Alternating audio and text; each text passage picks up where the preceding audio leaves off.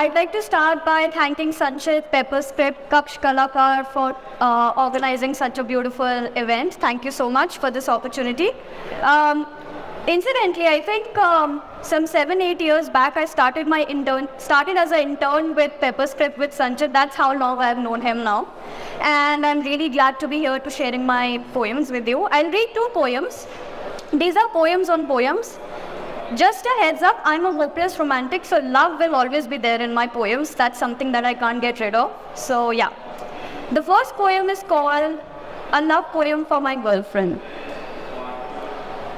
It's paper thin, and my hands and legs that look like my grandmother on a morning walk. I mean, the poem I'm writing for my girlfriend is an indie CD mix of slow instrumental jazz and Begum Akhtar cousin. The tongue rolls all the way back till where she says she hides her bad day sleeping stories. I'm looking after them. And it's almost like I'm getting lost in it, like the jungle's a free zone and she and I are chirping sparrows in autumn. Her mouth, an open abyss. For muddy red ant homes, and I'm tasting it away in slow slurps. The poem now reminds me of cream-dripping shashlik. It's almost impossible to gulp it down. It shivers thinking of old monk and November nights. When I hold its hand, soft and lined of memoirs from our past escapades, she doesn't want to escape, and neither do I.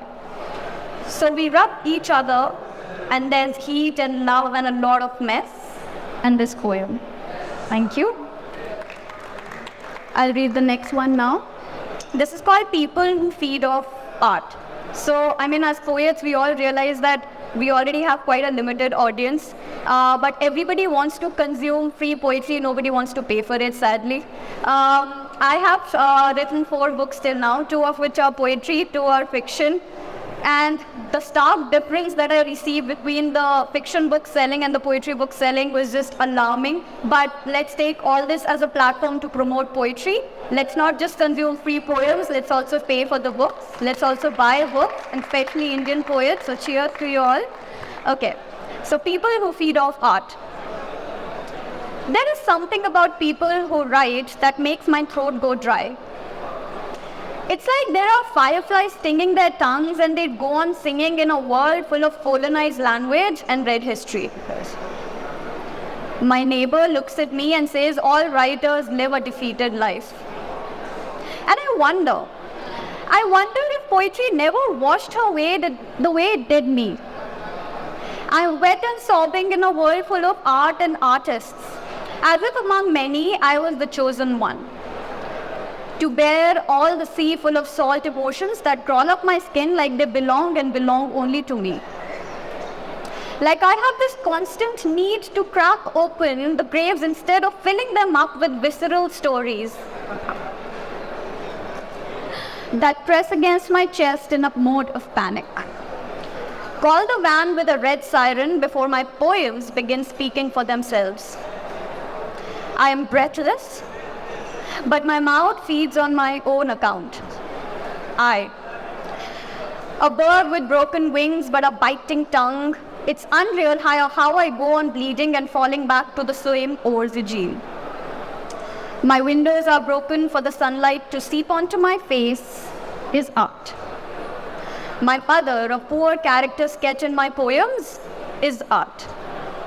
My father, a tall figure standing in the hallway with a cup of chai, is art.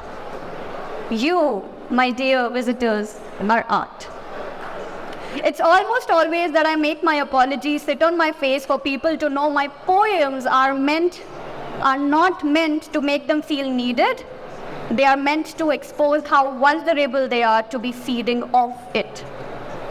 It's almost always that I bargain one emotion for a human who's stuck in a web of raging poems that only make him nostalgic of writers who make a gazillion stories out of their own lives, still living in oblivion. Thank you.